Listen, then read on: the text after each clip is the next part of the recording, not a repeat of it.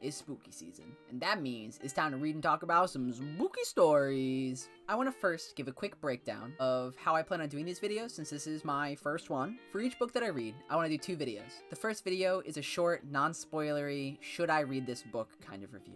I want it simple and sweet, but get the highs and lows across generally so that you can make an informed decision at the bookstore or wherever you're picking books. I feel really lost at times when I'm in a bookstore, but when I'm able to pull out a title that I've already recognized and I kind of know some things about it, I feel way more confident in my choices. The second video is going to be spoiler filled, me ranting and raving. The format is going to vary from book to book depending upon what I want to talk about. It might be very focused and it might be just my general takes on the book going through. It's going to be content filled. I'm talking parenthetical citations, research, things about the author, me talking more about the general genre and what it's doing in that genre. Those are the things that I want to get into in that longer form video, but I don't want to mesh that with the short video because then I feel like I might be giving away too much. I want to be able to keep those 2 things separate, review and analysis, and this is the best way that I've come up with. But now that you know, let's get into the short review of The Turn of the Screw by Henry James. This novella is being turned into a Netflix series, The Haunting of Bly Manor, a follow-up to last year's The Haunting of Hill House, based on Shirley Jackson's novel of the same name. I figured it would be a great way to kick off October. The story follows our unnamed main character, who is only referred to as the governess, a 20-year-old daughter of a Hampshire parson. She is offered the job to watch over the niece and nephew of a very handsome bachelor in London.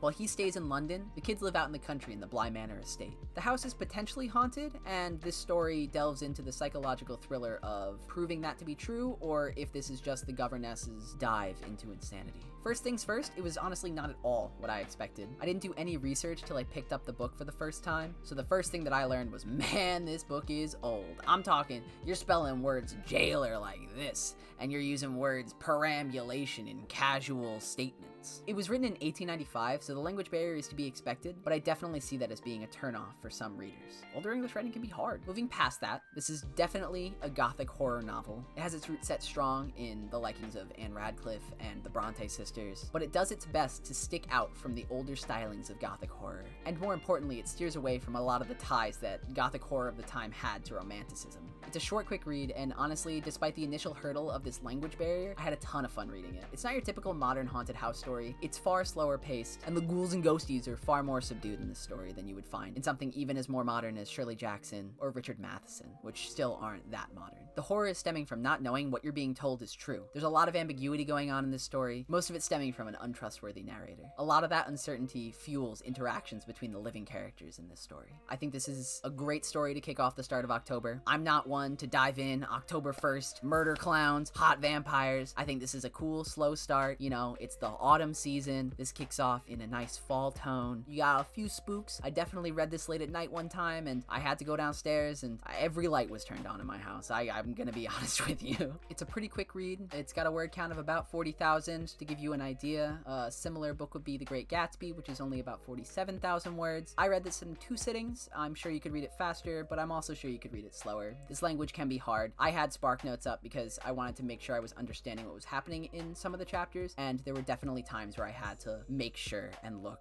because there were things that I completely missed because of the language being a little dated. The better thing is, it's on Project Gutenberg. This book is old, like I said, and so the benefit of that is you're able to get it for free. You can go online and pick it up right now. I'll have a link in the description of this video. I really like this book. I think it was fun. I think it was a great way to start off my Halloween season, and it makes me even more excited to watch this adaptation. So that's it for the short review. I'm really excited to go way more into depth later this week for my longer video. I'm really excited for next week where I'm going to talk about Pen Pal by Dathan Auerbach.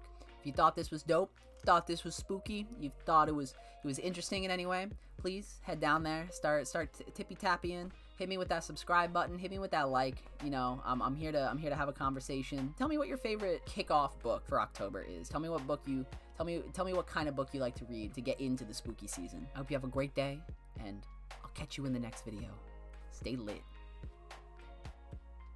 Is that gonna be my meme? I don't know. I think that's a bad meme, but okay.